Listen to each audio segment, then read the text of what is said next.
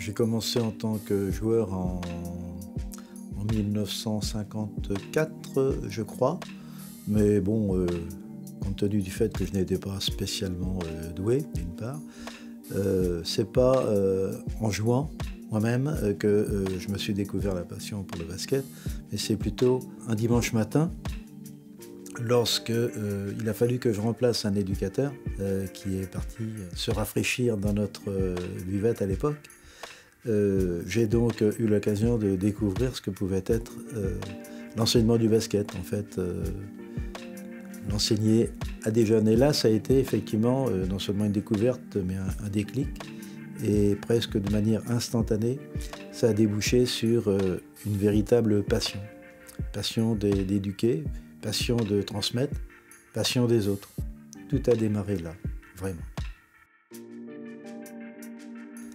Ma crainte, c'est qu'avec l'évolution du niveau dans lequel on évoluait, n'oublions pas qu'il y a quelques 20 ans, 30 ans, on évoluait donc au niveau départemental. Et bien entendu, l'histoire nous a emmenés au plus haut niveau national et même au niveau européen. Et dans ce cheminement, cette progression, une de mes craintes, c'était que justement, on perde tout ou partie de valeurs, des valeurs qui ont fait cette histoire. C'est le socle de notre cheminement, le respect des valeurs. Mais malgré le fait qu'on évolue au niveau professionnel aujourd'hui, j'ai la faiblesse de croire qu'on a quand même respecté les valeurs fondatrices de notre club. Et ça, c'est essentiel, c'est fondamental. En 1986, c'est une année qui a marqué profondément l'histoire du club, puisqu'elle correspond à une décision importante qui elle-même correspond au début de l'épopée qui a mené le club du niveau départemental au niveau professionnel, au meilleur niveau professionnel français et européen.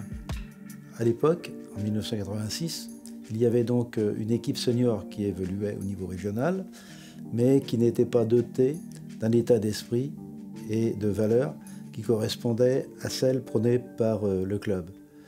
Donc j'ai proposé aux dirigeants de l'époque de supprimer cette équipe, purement et simplement.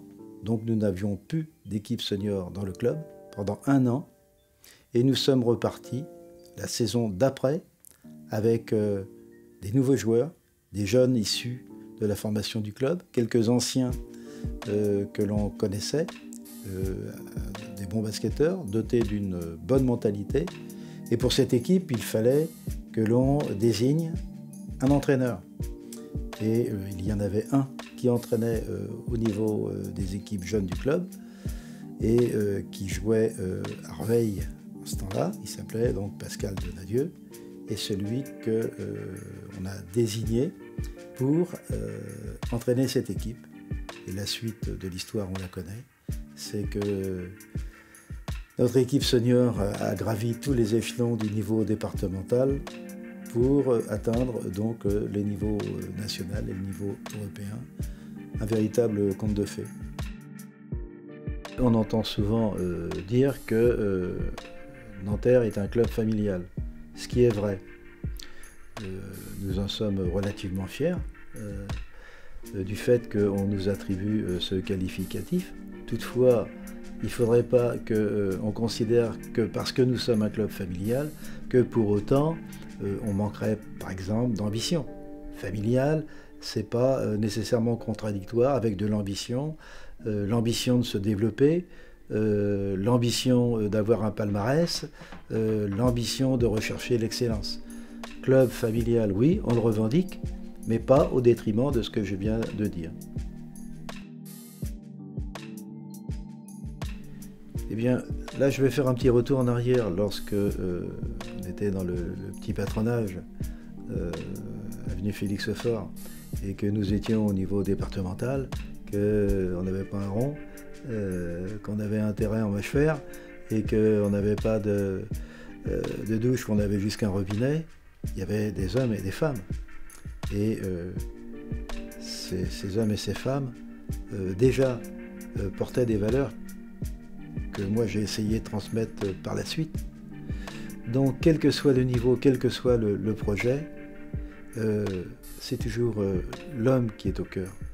Et tout au long de notre histoire, même dans l'histoire où on était un petit club de quartier, et même maintenant où on est au niveau professionnel, je considère que l'homme doit être toujours au cœur du projet, que ce soit les bénévoles, que ce soit les joueurs, que ce soit les éducateurs, et je vais encore plus loin, que ce soit le supporter.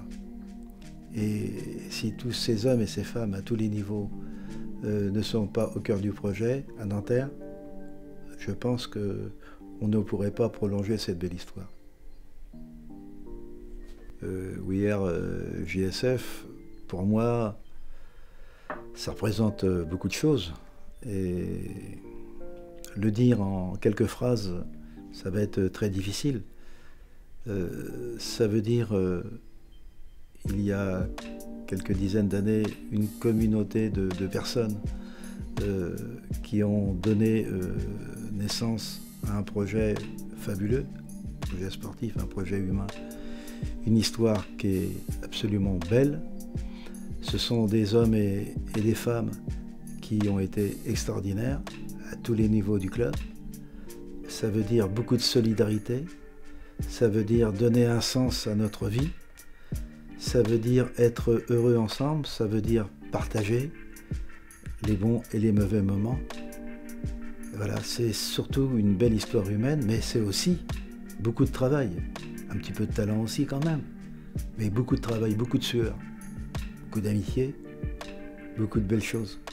Tellement de belles choses que je n'ai pas le temps de trouver les mots pour qualifier justement cet attachement à ce club.